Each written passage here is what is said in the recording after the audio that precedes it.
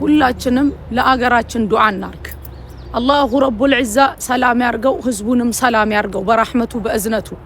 ሰላም ሲኖር ነው ሁሉ ነገር መሆን የሚችለውና ማለት ነው። እንደምታውቁት አሁን አገራችን ላይ የምርጫ ሰዓት ነው። ይሄን ጊዜ ጠብቀው ደግሞ በተቻላቸው መጠን ከአገር ውጭም ሆነው አገር ውስጥም ሆነው ረብሻ ለመፍጠር በየክልሉ ላይ ህዝቡን ከህዝብ ጋር ለማባላት የሚሰሩ አካሎች አሉ። አላህዬ ሱብሓነሁ ወተዓላ ሸራቸው በማክሸፊያ ያክሽፍባቸው። ምክንያቱም አንዲት ነፍስ አንዲት እናት ብታለቅስ ብትጎዳ ብትሞት የኛው እናት ናት፣ የኛው ህመም ነው፣ የማንም ህመም አይደለም። ይሄ ደግሞ ሁላችንንም ይመለከታል።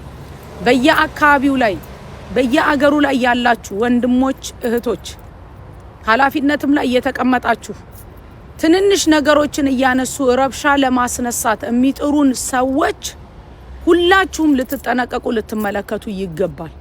ምክንያቱም ትንሽ የምትባለዋ ነገር ዝም ከተባለች ትልቅ ነገር ስለሚያመጣ። ሌላው ዩኒቨርሲቲ ውስጥ ኃላፊነት ላይ የተቀመጣችሁ እህቶቻችን ላይ የሚደርሰውን በደል በሃይማኖታቸው የሚደርሰውን ጥቃት ልታወግዙ ይገባል። ኃላፊነት ላይ እናንተ ስትቀመጡ የሁሉንም ሰላም ልታስከብሩ ነው። እቺ ጊዜ ግን ተጠብቃ የሚደረገው የረብሻ አካሄድ እና ደግሞ ሰውን በማንነቱ በሃይማኖቱ የመመጥበጥ አካሄድ ትልቅን ዋጋን ያስከፍላል። አገራችንን አላህ ሱብሓነሁ ወተዓላ ሰላም ያርግልን።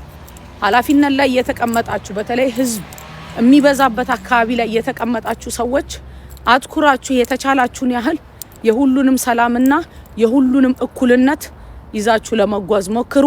አላሁ ረቡል ዒዛ ሸረኛውን ተንኮለኛውን በመያዣው ያዝልን።